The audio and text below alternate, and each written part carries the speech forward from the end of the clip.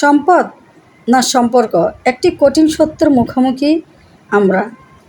আজকাল আমাদের সমাজে একটা জিনিস খুব বেশি দেখা যাচ্ছে, সম্পদ বাড়ার সাথে সাথে সম্পর্ক ছোট হয়ে যাচ্ছে।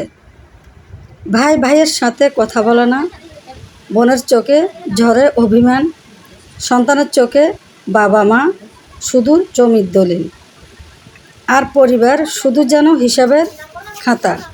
কিন্তু প্রশ্ন হচ্ছে, এই সম্পদ দিয়ে আমরা কি কিনছি? শান্তি না একাকিত্ব?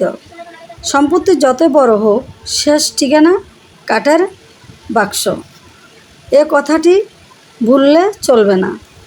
জমি থাকবে, টাকা থাকবে, গাড়ি থাকবে, কিন্তু আপনি জীবন মৃত্যুর সন্ধিক্ষণে তখন পাশে কে থাকবে? দলিল না, জমির পরিমাপ তাও না, ব্যাংকের ব্যালেন্স তাও না। থাকবে সম্পর্ক, স্মৃতি, আর সে মানুষগুলো যাদের হয়তো একদিন দূরে ঠেলে দিয়েছিলেন অংশে বুঝে নেওয়ার বলার মাধ্যমে। আপনি 10 কাঠা জমির মালিক হতে পারেন, কিন্তু যদি ভাইয়ের সাথে 1 কাপ চা না খেতে পারেন, তবে আপনি দারিদ্র্যের সবচেয়ে করুণ রূপে আছেন। সম্পত্তি নির্দিষ্ট, কিন্তু সম্পর্কগুলো অসীম। জমি ভাগ করা যায়, টাকা গোনা যায়, কিন্তু কিভাবে গুনবেন? ছোটবেলার সেই খেলার দিনগুলো, যখন এক থালায় 5 ভাই বোন ভাত খেয়েছেন, মার হাতে বানানো লুচি নিয়ে কে আগে নিবে সেই প্রতিযোগিতায়। সম্পদ আপনাকে বড়লোক করতে পারে, কিন্তু সম্পর্ক আপনাকে মানুষ করে। সম্পদের জন্য সম্পর্ক হারালে আপনি হারাবেন 2 দিকে। ছোট্ট একটা গল্পের মাধ্যমে বুঝিয়ে দিতে পারি। 2 ভাই একই বাড়িতে বড় হলো। বাবা মারা গেল, বাড়ির একটা অংশ নিয়ে ঝগড়া শুরু হলো। বড় ভাই বলল, আমি তোর থেকে বেশি খরচ করেছি বাবার চিকিৎসায়।